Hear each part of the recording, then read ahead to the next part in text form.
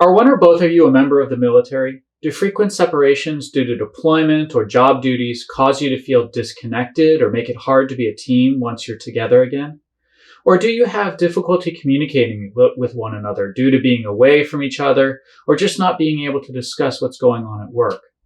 Have you had to deal with frequent moves or living away from your biggest support systems? If so, this video will help you to identify how to address those concerns.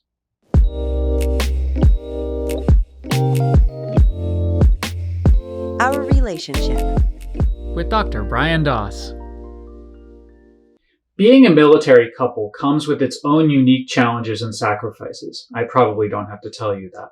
You may have to go days, weeks, or months without seeing each other, and or be separated from your closest friends and family.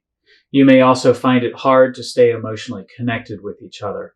Additionally, when one of you returns from deployment, reintegration back into your day-to-day life and routine can be really challenging and can be made all the more difficult by the onset of mental health issues that arose from service. These issues often create the following cycles: either day-to-day problems or issues around deployment. First, I'm going to talk about day-to-day problems. If one of you is in the military, or if you're in two different positions within the military, you may feel hurt when your partner cannot talk about all aspects of his or her job, or you feel alone when your partner needs to work long hours because something's happening that they can't tell you about. If you're the one member of the couple in the military, you may feel guilty that your work takes you away from your family, or upset that your partner does not understand the sacrifices that you make. So let's first think about the one in the military member. If that's you, you may think, I hate how my partner doesn't understand my job. Sometimes you may get really frustrated with your partner for not understanding the nature of your work, or you may feel guilty that your work gets in the way of your relationship. It's not your intention, but sometimes you don't have a choice. If this sounds like you, here are some tips to change these situations. First, try to communicate. Have a conversation with your partner to tell him or her why being in the military is important and why you don't want it to negatively affect your relationship. Ask your partner to share his or her feelings too. Remember your deep understanding and consider how each of the deep components could be contributing to both you and your partner's feelings. Discuss what you can change in how you prioritize your relationship so that the negative impact of your work is lessened. The second tip is strengthen your relationship. Even if you're busy or can't be open about your work, there are other ways to feel connected with your partner. Decide to prioritize date nights every once in a while, or plan to do something fun together at least once a week, such as doing a physical activity together, cooking together, playing a game, or maybe watching TV that you both enjoy. Rely on your support systems. Often being in the military can mean living away from friends and family. Recognize that this may be difficult for your partner who moved to support your line of work.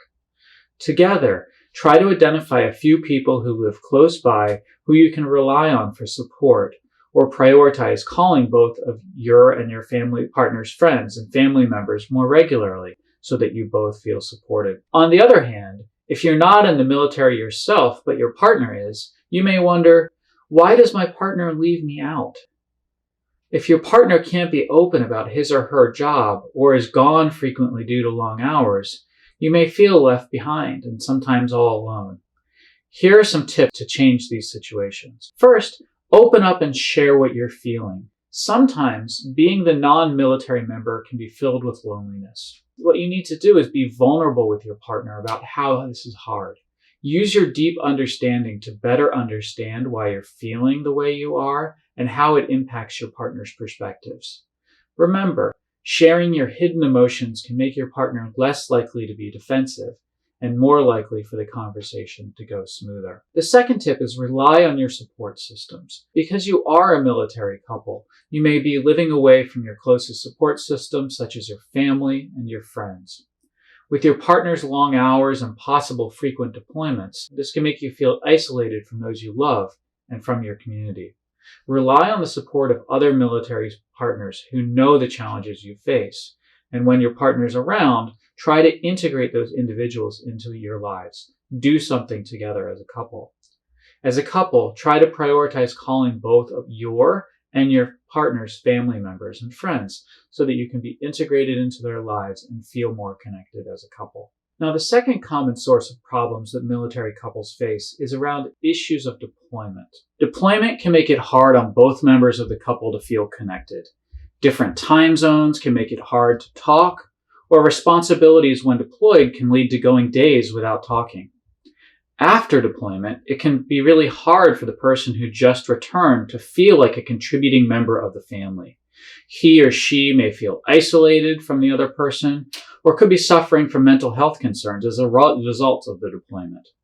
The partner who was not deployed may want to help, but not know how, or could feel confused about having gotten used to a new routine while their partner was away. So let's first talk about the deployed partner. If you're the deployed partner, you may wonder, how do I prioritize my relationship and succeed at my job? And you may think, I miss my family, or my partner cannot understand what I've been through. Deployment creates a physical and often emotional distance between partners. You may feel distant from your partner during and after your deployment, but not know how to make the relationship closer or get that connection back once deployment ends. Finally, emotional concerns that arose from deployment can make you feel numb or unable to connect to your partner or to your other loved ones. If this sounds like you, here are some tips to change those situations. The first is to set expectations for communication during deployment. If your deployment is coming up, set expectations for how communication will look during deployment. Consider writing each other letters or emails so you can stay connected despite not being able to talk regularly. Talk to each other about how you can keep the communication positive, which will help you feel like home life is stable so you can concentrate on your important and sometimes dangerous work. The second tip is stay connected. Watch the video on long-distance relationships for ideas on how to stay connected despite being far away from each other. Ideas include playing games online, spending quality time together while talking, and strengthening communication. Other ideas including sharing music or listening to a favorite song together, writing letters, or sharing a journal with each other. The third tip is around reintegration. Transitioning back home can be challenging. You may be struggling with mental health concerns or emotional problems when you return, which is a very common experience for service members. If so, watch the video on mental health. Also, consider utilizing the free services at your local military base or VA facilities to help you manage your internal struggles you may be facing. But now I want to talk to the partner who's left behind during deployment. If you're the partner who's staying behind, you may think, I miss my partner and fear for his or her safety. I hate not talking as frequently.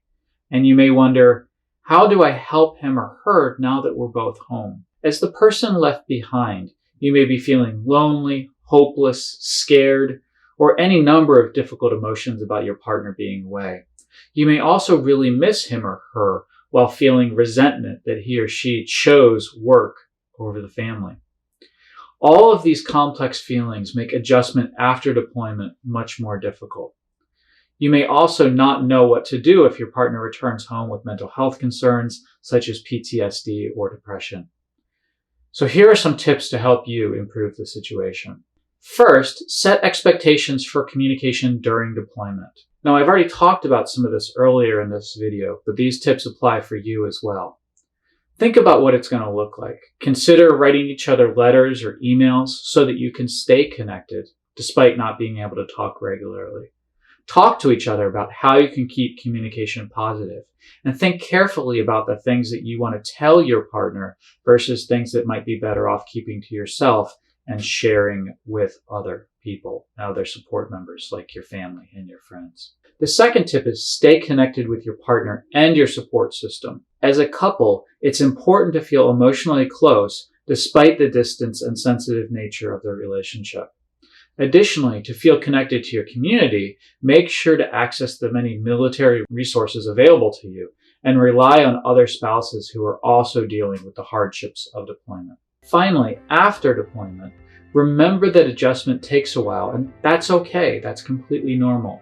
If this isn't one of the central issues in your relationship, it may be useful to review the problem-solving videos that we have to make a plan for how you can each contribute to a smooth transition back and set expectations for communication, shared housework, and day-to-day decision-making.